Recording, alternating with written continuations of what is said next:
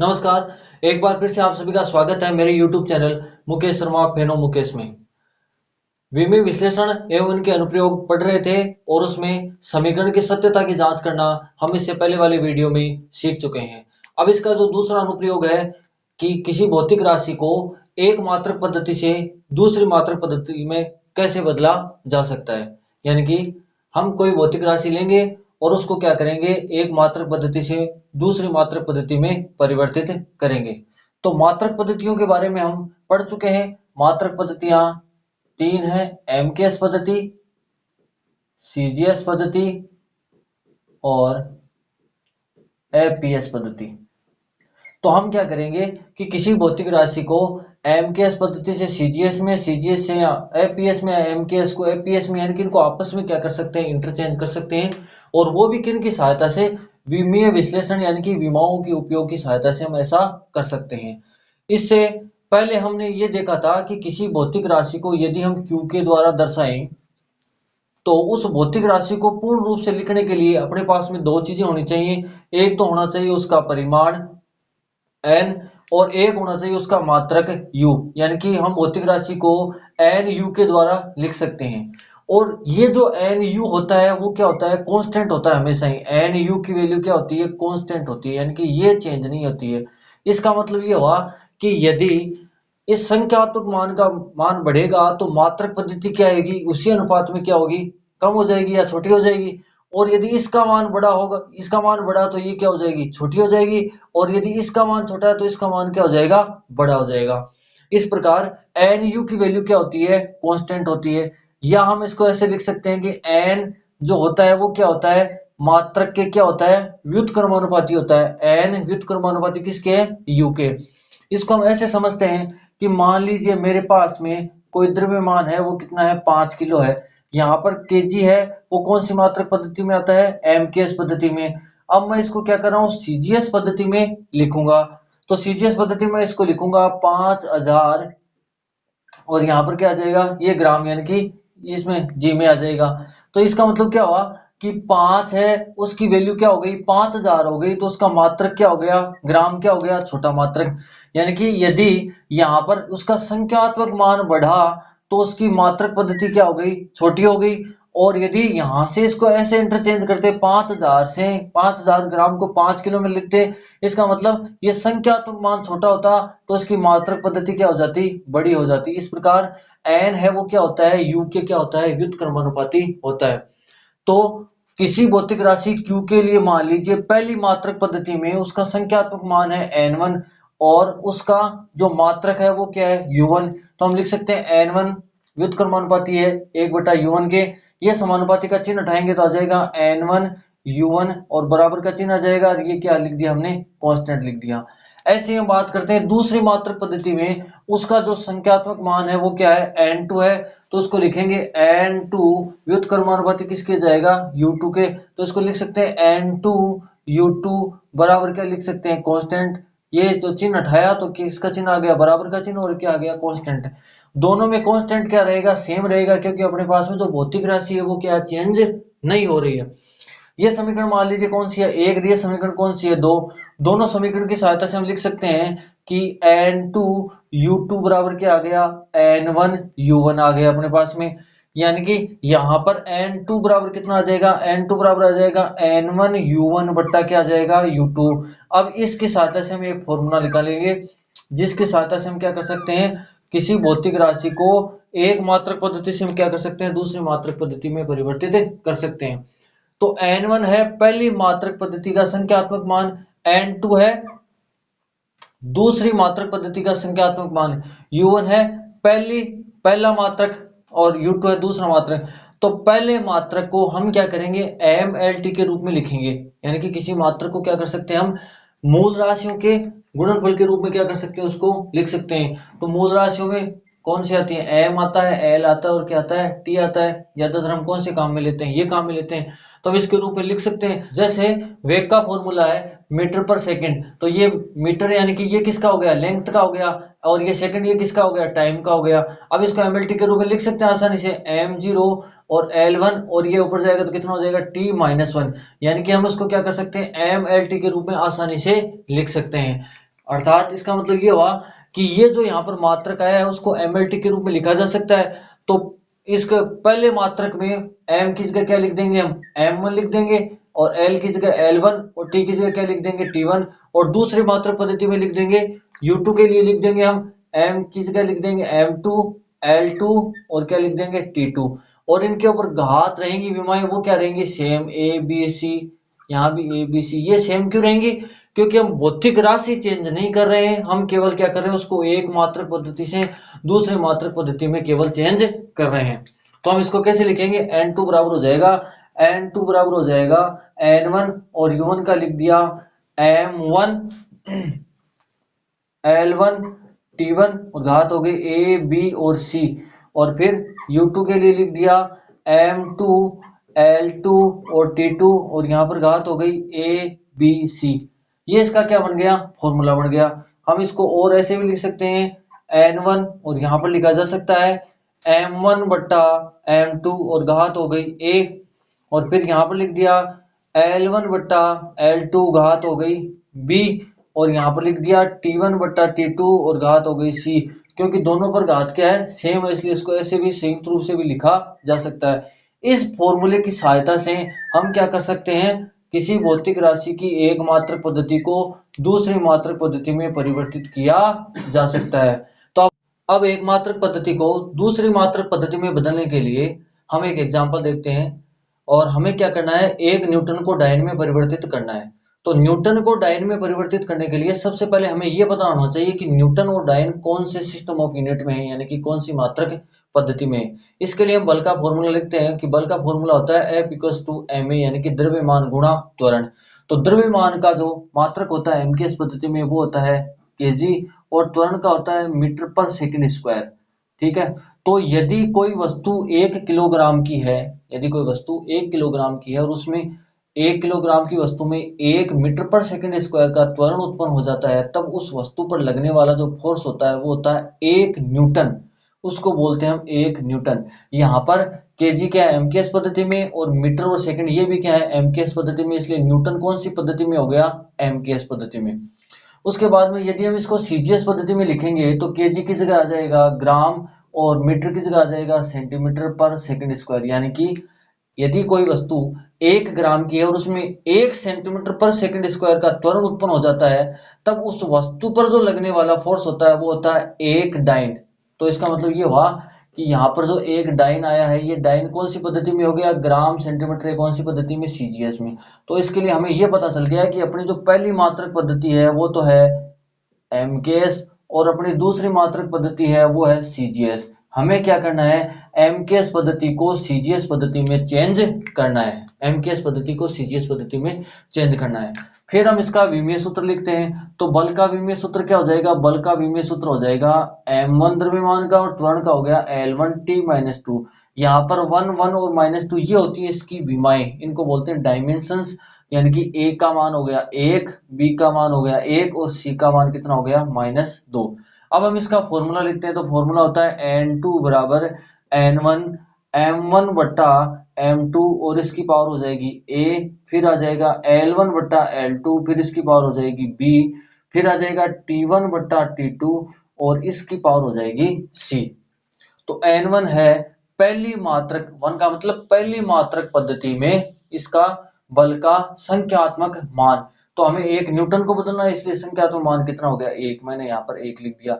फिर m1 है पहली मात्रक पद्धति में इसका द्रव्यमान का यूनिट। तो पहली मात्रक पद्धति में द्रव्यमान का यूनिट क्या हो जाएगा, केजी। m2 है दूसरी मात्रक पद्धति में, यूनिट क्या हो जाएगी द्रव्यमान की, वो हो जाएगी ग्राम, और पावर a का मतलब कितना हो गया, 1। फिर पहली मात्रक पद्धति में लेंथ की यूनिट क्या हो जाएगी, लेंथ की यूनिट होती है मीटर, एमकेएस पद्धति है पहली मात्रक पद्धति, और दूसरी मात्रक पद्धति कौन सी है, सेंटीमीटर, और पावर b का मान कितना है, 1। फिर है t1, तो दोनों में क्या होते हैं, मात्रक पद्धति में सेकंड होता है, और पावर कितनी आ गई, -2। फिर 1 गुणा, हमें क्या करना है, एमकेएस को सीजीएस में बदलना है, यानी कि केजी को हमें ग्राम में बदलना है। तो 1 केजी में कितने ग्राम होते हैं, वो होते हैं 1000 ग्राम। तो मैंने लिख दिया 1000 ग्राम बट्टा ग्राम, और पावर कितनी हो गई, 1 मीटर में सेंटीमीटर होते हैं 100 सेंटीमीटर, और ये आ गया सेंटीमीटर, और पावर कितनी हो गई 1, और सेकंड से सेकंड ये क्या हो गया कैंसिल, 1 आ गया, 1 की पावर कितनी हो गई -2। फिर 1 को लिखने की जरूरत नहीं है, ग्राम से ग्राम कैंसिल हो गया, 1000 का मतलब हो गया 10 की पावर 3, और उसके पावर कितनी है 1 है, फिर गुणा, ये सेंटीमीटर से सेंटीमीटर कैंसिल, और 100 का मतलब हो गया 10 की पावर 2, और इसकी पावर कितनी हो गई 1, और 1 की पावर -2 की वैल्यू कितनी आ गई 1। पावर के ऊपर पावर क्या होती है गुणा होती है, लेकिन पावर 1 है इसलिए कोई ज्यादा प्रभाव नहीं पड़ेगा। तो ये आ जाएगा 10 की पावर 3, और ये आ जाएगा 10 की पावर 2, तो कितना हो जाएगा 10 की पावर 5, यानी कि दूसरी मात्रक पद्धति का संख्यात्मक मान अपने पास में आ गया 10 की पावर 5।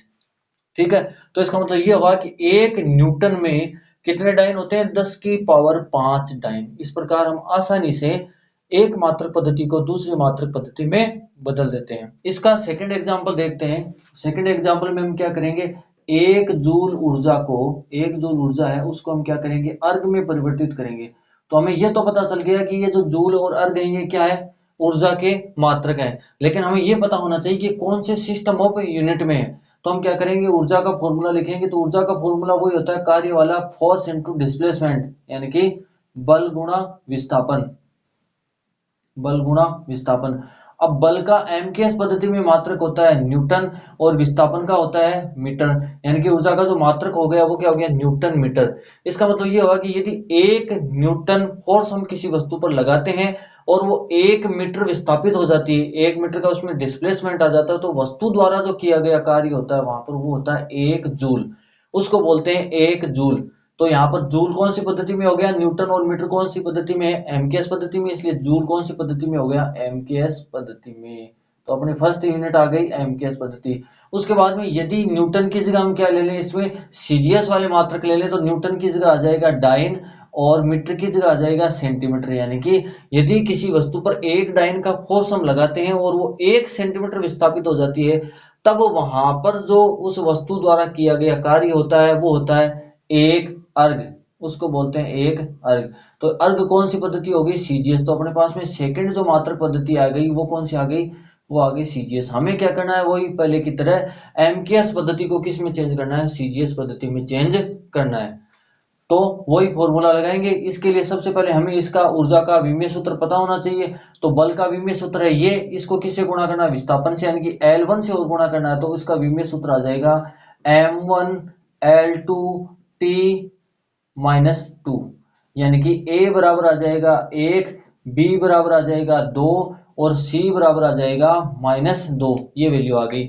अब ये वैल्यू कौन से फॉर्मूले रखनी है, इस फॉर्मूले में रखनी है। तो N2 बराबर कितना आ जाएगा, N2 बराबर N1 है पहले सिस्टम ऑफ यूनिट का संख्यात्मक मान, उसका परिमाण, तो वो कितना है 1 जूल ऊर्जा का ज्ञात करना, तो यहाँ पर 1 आ जाएगा। फिर M1 है पहली मात्रक पद्धति में इसका यूनिट द्रव्यमान का, तो क्या आ जाएगा केजी, ये ऐसा कैसा, ये ग्राम ऐसा कैसा, पावर 1 आ जाएगी। फिर ये बिल्कुल सेम ऐसा कैसा मीटर आ जाएगा, यहाँ पर आ जाएगा सेंटीमीटर, और पावर यहाँ पर बी की वैल्यू कितनी है 2। फिर ये तो सेम ही होता है सेकंड होता है, तो यहाँ पर पावर कितनी आ जाएगी -2। हमें एमकेएस को सीजीएस में चेंज करना है, तो 1 केजी में वही 1000 ग्राम होते हैं, 1000 ग्राम बट्टा ग्राम, और ये पावर इसकी कितनी हो जाएगी, पावर हो जाएगी अपने पास में 1। फिर 1 मीटर में सेंटीमीटर होते हैं, 100 सेंटीमीटर लिख दिया मैंने, और नीचे आ गया सेंटीमीटर, और पावर हो गई इसकी 2, और इसकी वैल्यू कितनी आ गई 1। ग्राम से ग्राम कैंसिल, सेंटीमीटर से क्या हो गया सेंटीमीटर कैंसिल।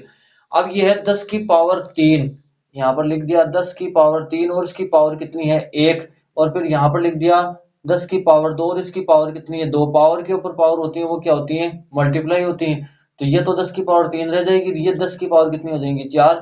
आधार समान घातांकें जुड़ जाएंगी तो कितनी हो जाएंगी 10 की पावर 7, यानी कि दूसरी मात्रक पद्धति का मैग्नीट्यूड या संख्यात्मक मान कितना आ गया 10 की पावर 7। इसका मतलब ये हुआ कि 1 जूल ऊर्जा में, 1 जूल ऊर्जा में होते हैं 10 की घात 7 अर्ग। ये फॉर्मूला आपको याद रखना है, बहुत इंपॉर्टेंट फॉर्मूला है और काफी जगह काम में आता है। अब हम एक अनदर एग्जांपल देखते हैं कि हमें क्या करना है। गुरुत्वाकर्षण नियतांक जी है, उसकी वैल्यू है 6.67 गुना 10 की घात -8, और उसकी जो यूनिट है वो है डाइन सेंटीमीटर स्क्वायर पर ग्राम स्क्वायर, यानी कि ये है अपने पास में सीजीएस पद्धति, और इसको हमें चेंज करना है एमकेएस पद्धति में। ये है क्वेश्चन, यानी कि सीजीएस को एमकेएस में हमें चेंज करना है। फॉर्मूला हम वही काम मिलेंगे N2 बराबर N1 m1 बटा m2 पावर a, l1 बटा l2 पावर b और t1 बटा t2 पावर c। तो इसके लिए हमें सबसे पहले ये पता होना चाहिए कि गुरुत्वाकर्षण नियतांक का विमीय समीकरण क्या होता है। तो हमें पता है कि दो पिंडों के मध्य लगने वाला जो गुरुत्वाकर्षण बल होता है वो क्या होता है, दोनों पिंडों के गुणनफल के समानुपाती और दोनों के मध्य की दूरी के वर्ग के क्या होता है, व्युत्क्रमानुपाती होता है। इसमें जैसे हम समानुपाती का चिन्ह हटाते हैं तो एक बराबर का चिन्ह आता है और एक नियतांक आता है, और वो जो नियतांक होता है वो नियतांक कहलाता है गुरुत्वाकर्षण नियतांक, यानी कि Gm1m2 बट्टा आर स्क्वायर। यहाँ पर ये जो G है वो गुरुत्वाकर्षण नियतांक है, तो हम G का मान निकाल लेंगे। तो G का मान आ जाएगा एफ आर स्क्वायर बट्टा m1m2। F की वैल्यू यहाँ पर कितनी हो जाएगी, यानी कि F की वैल्यू मीन्स यहाँ पर F का विमीय समीकरण लिखेंगे हम m1l1t minus 2 are square, length का विमीय समीकरण हो जाएगा m0 आर स्क्वायर, इसलिए लिख देंगे l2 t0। फिर हम विमीय समीकरण लिखेंगे इसका द्रव्यमान का, तो ये m1 m2 गुणनफल में है तो कितना हो जाएगा m2 l0 और t0। आधार समान घातांक के जुड़ जाएंगी तो m1 प्लस 0 1, l1 प्लस 2 हो गए 3 और t माइनस 2 प्लस 0 माइनस 2। फिर ये ऊपर जाएंगी तो क्या हो जाएंगी, प्लस में तो माइनस में और माइनस में तो प्लस में, तो m2 प्लस में ऊपर जाएगा तो क्या हो जाएगा माइनस में, l0 t0 ऐसा का ऐसा। तो यहाँ पर आधार समान घातांक के जुड़ जाएंगी। m1 माइनस 2 ये हो जाएगा -1, l3 प्लस 0 3 और t माइनस 2 प्लस 0 हो जाएगा -2। ये इसका क्या आ गया, विमीय समीकरण। यानी कि अपने पास में वैल्यू आ गई, a की वैल्यू आ गई -1 और b की वैल्यू आ गई 3 और c की वैल्यू आ गई -2। ये अपने पास में a की वैल्यू आ गई। अब हम ये जो मान है वो इसमें इस समीकरण में लिखेंगे तो कितना हो जाएगा n2 बराबर हमें क्या करना, n1 यानी कि जो पहली मात्रक पद्धति अपनी CGS उसमें इसका मान तो कितना दिया हुआ है, इस बार एक नहीं है, इस बार मान दिया हुआ 6.67 गुणा 10 की घात -8। फिर हमें लिखना है m1 यानी कि पहली मात्रक पद्धति CGS में द्रव्यमान की यूनिट हो जाएगी ग्राम और MKS में हो जाएगी किलोग्राम और पावर a की वैल्यू कितनी है -1। फिर है L1 यानी कि पहली मात्रक पद्धति CGS में लेंथ की कितना होता है सेंटीमीटर और हो जाएगा नीचे मीटर, MKS पद्धति है सेकंड, और पावर b की जगह कितना आ जाएगा 3 आ जाएगा, और ये सेकंड दोनों ही मात्रक पद्धतियों में क्या होता है सेम, और पावर कितनी है इसकी -2। यहाँ पर इसके सोल्व करेंगे तो कितना आएगा 6.67 गुणा 10 की घात -8। हमें क्या करना है CGS को MKS में यानी कि ग्राम को किलोग्राम में, तो 1 ग्राम में किलोग्राम होते हैं 10 की घात -3 किलोग्राम बटा कितना आ जाएगा किलोग्राम, और पावर कितनी आ जाएगी -1। फिर सेंटीमीटर, 1 सेंटीमीटर में कितने मीटर होते हैं, 1 सेंटीमीटर में मीटर होते हैं 10 की घात -2 मीटर बट्टा क्या आ जाएगा मीटर, और पावर आ जाएगी यहाँ पर 3 और ये आ जाएगा 1 की पावर -2।